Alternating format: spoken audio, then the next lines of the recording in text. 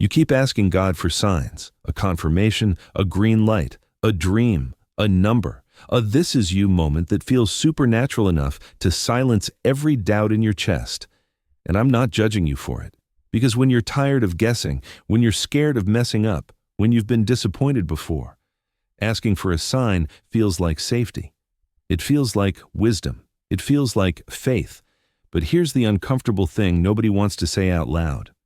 Sometimes the reason you keep asking for signs isn't because you want to obey. It's because you want to delay responsibility. Because a sign can become a spiritual excuse, a holy-sounding way to postpone the moment where you have to actually move. And if that hits you, don't close the video in anger. Stay. Because this isn't an attack. This is an intervention. You know what I've noticed about people who always ask God for signs? They usually have one thing in common. They're not confused about what they should do. They're afraid of what obedience will cost. So they keep asking God to make it clear. But God has been clear. He's just not being loud in the way you prefer. Because the loudest sign is not always a miracle in the sky. It's not always a voice in your ear. It's not always an open door that feels perfect. Sometimes the loudest sign is the one you've been stepping over every day. Conviction, that inner warning, that holy discomfort, that quiet no you keep drowning with noise, that heavy feeling after you compromise, that spiritual nausea after you call something normal that God has been calling dangerous. You keep asking God, show me what to do. And God is saying, you already know, you just don't like the price. Because let's be honest, if God sent a lightning bolt sign tonight, would you actually obey? Or would you still negotiate? Because negotiation is the favorite language of a heart that wants God, but also wants control. God, if this is you, do it again. God, if this is you, make it easy. God, if this is you, remove all risk. God, if this is you, don't let me look foolish. God, if this is you, don't let it hurt. And that's not faith, that's a contract. Real faith doesn't demand a guarantee. Real faith responds to truth. And truth is usually not hidden, it's just inconvenient. Now listen closely, because this is where it gets real. There are people watching right now who are praying for signs about a relationship while ignoring the loudest sign. It keeps pulling you away from God. You're praying for signs about a job while ignoring the loudest sign. It's feeding your pride and killing your peace. You're praying for signs about your calling while ignoring the loudest sign. You can't stay disciplined for 7 days. You're praying for signs about your next step while ignoring the loudest sign. God already told you to stop doing what you're doing right now. And you know why this hurts? Because we want God to speak about the future while we refuse to obey in the present. We want prophetic clarity while we're still disobedient in private. We want direction, but not correction. But God doesn't guide a heart that keeps lying to itself. He guides surrender. That's why you feel stuck. Not because God isn't speaking, because you keep asking for the wrong kind of sign. You're asking for permission. God is offering purification. You're asking for a map. God is asking for your heart. Now here's the first twist. The loudest sign isn't only conviction, it's also something else, and it's even more obvious. The loudest sign is the fruit. Yes, fruit. What is the result of what you're doing? What does it produce in you? Because God doesn't just speak through feelings. He speaks through outcomes, through patterns, through what keeps happening when you keep choosing the same thing. If every time you go back to that habit, you end up emptier, how many more signs do you need? If every time you entertain that small sin, your prayer life dies, how many more signs do you need? If every time you keep that person close, your spirit feels heavy, how many more signs do you need? You keep asking God for a sign like He's hiding the answer behind a curtain when the answer is sitting right in front of you, wearing consequences. And the reason you don't accept it is because accepting it forces a decision. And decisions are painful because decisions create endings. Ending the relationship, ending the habit, ending the comfort, ending the secret, ending the double life. So instead, you ask for a sign. Because signs allow you to postpone the ending. But hear me, the longer you postpone obedience, the louder God has to get to wake you up. And sometimes the loudest sign becomes pain. Not because God hates you, because he loves you too much to let you sleep while your soul rots. Now, I want to show you something that might change how you understand God forever. In Scripture, people asked for signs all the time, and sometimes God gave them. But it didn't always mean what they thought. Gideon asked for signs because he didn't believe he could do what God asked. He wanted proof. He wanted reassurance. God met him in mercy. But even after the sign, Gideon still had to fight. The sign didn't remove responsibility. It confirmed God's presence. Pharaoh saw signs too, plagues, miracles, undeniable power.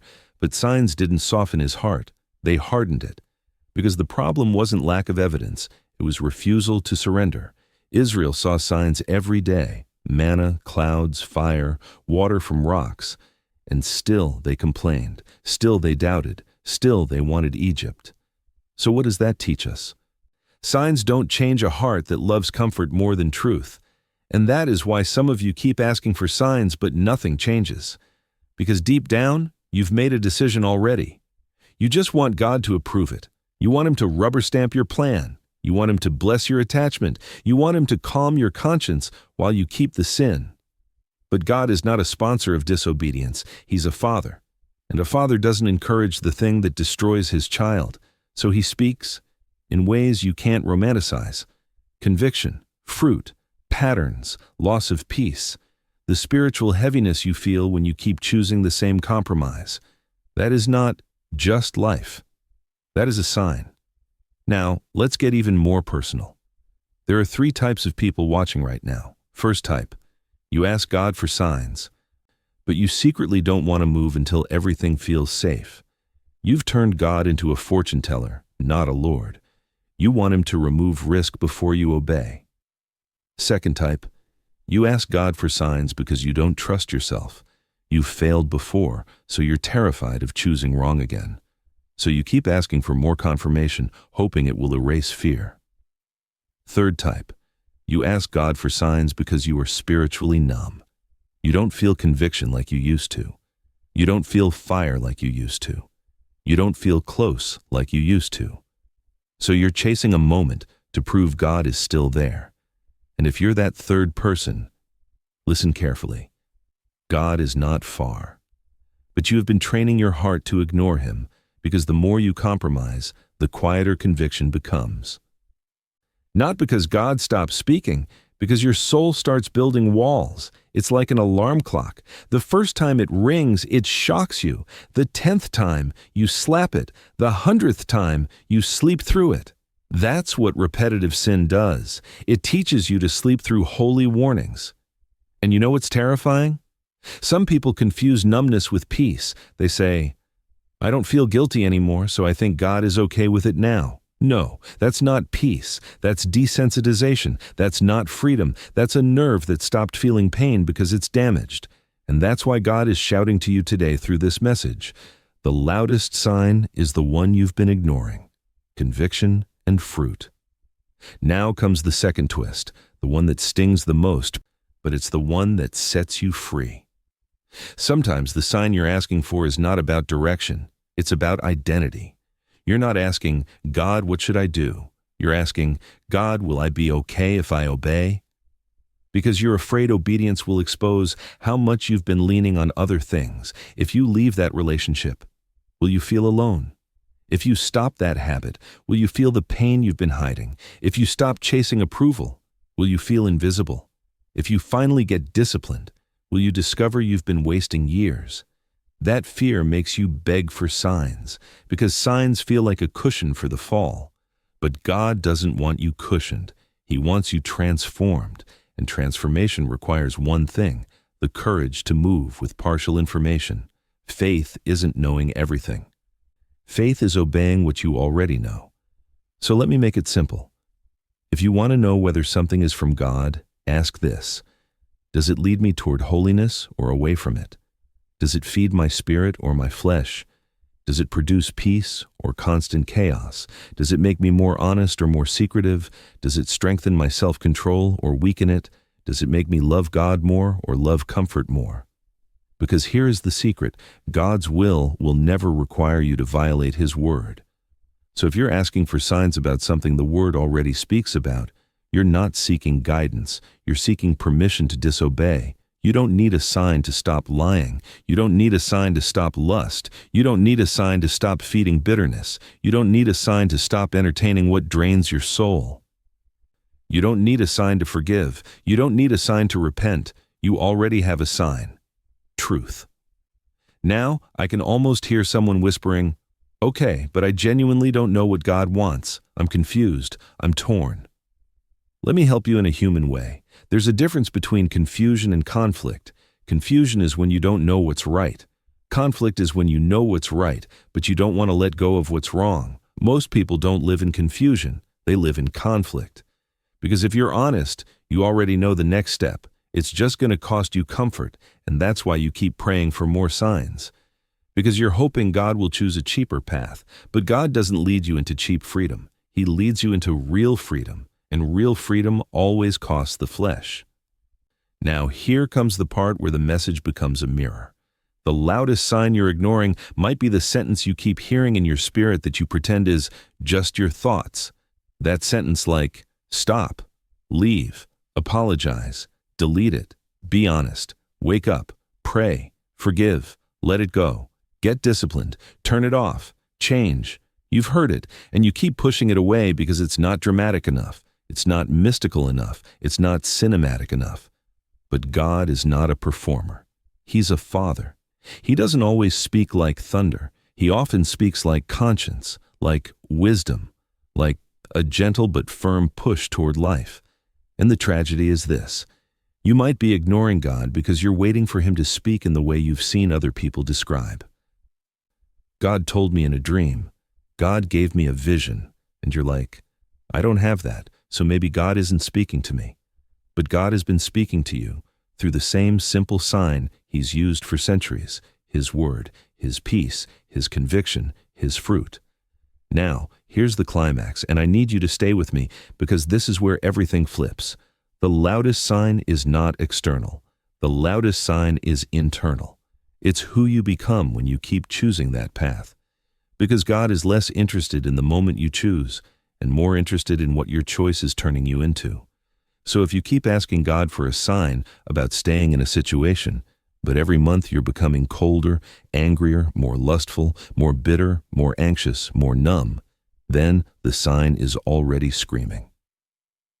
If you keep asking God for a sign about that friendship, but you have to hide it, lie about it, delete messages, lower your standards, then the sign is already screaming.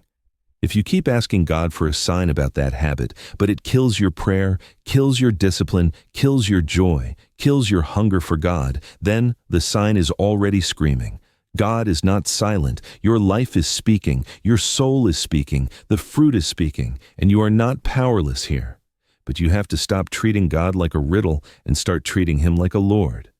Because Lord means he doesn't just advise you, he leads you. And leading means sometimes he says, not that. Even when your feelings say, but I want it. Now let me hit you with a truth that might feel like fire, but it's mercy. If God has to keep giving you signs, it might be because you keep ignoring the ones you already got. And if you want God's voice to become clearer, do this. Obey what you already know. Because revelation follows obedience. God doesn't usually give step 2 to someone refusing step 1. He doesn't reveal the full map to someone who won't take the first turn. So your breakthrough isn't in the next sign. Your breakthrough is in the next yes. Now, to make this practical, because I'm not here to hype you, I'm here to help you actually change, here are the 3 loudest signs people ignore and the 3 moves that shift everything. First, loud sign, loss of peace. Not butterflies, not excitement, not attraction, peace. That deep-settled, this is right from God.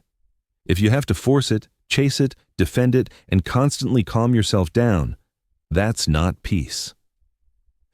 That's anxiety wearing makeup. Second loud sign, hiddenness. If your blessing requires secrecy, it's not a blessing. God doesn't need darkness to build your future. The enemy does. Third loud sign, spiritual drift. If something gradually pulls you away from prayer, from worship, from the word, from holiness, from community, from truth, that is not just life. That's direction. And it's the wrong direction. Now the 3 moves. Move 1. Stop asking for permission and start asking for courage.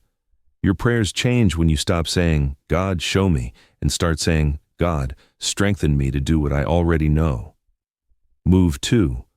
Cut the supply. Whatever keeps feeding the cycle, cut it, not reduce it, not manage it. Cut it, because you don't heal a wound by touching it every day. Move 3.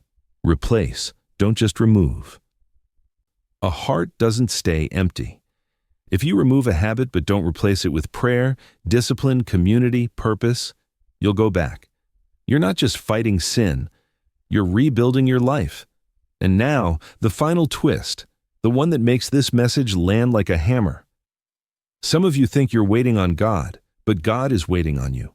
Not because He's petty, because He's serious. Serious about your calling, serious about your purpose, serious about the version of you He created, serious about not letting you drag secret chains into public destiny. So He keeps giving you the same loud sign until you stop pretending you don't see it. Conviction, fruit, peace, patterns, it's all there. And here's the ending that becomes your new beginning. The moment you stop demanding dramatic signs, you start noticing God has been speaking in consistent ways the whole time. You were just ignoring Him because His voice wasn't entertaining. But God isn't here to entertain you. He's here to transform you. So let me ask you the only question that matters now. What is the loudest sign you've been ignoring? Is it the loss of peace? Is it the hiddenness? Is it the fruit? Is it the conviction? Is it the spiritual drift? Name it. Because naming it breaks denial. And once denial breaks, deliverance can begin. And I want you to hear this like it's for your soul, not for your ears. You don't need one more sign. You need one more act of obedience, one decision that proves you're done negotiating. One yes that costs your flesh but saves your future.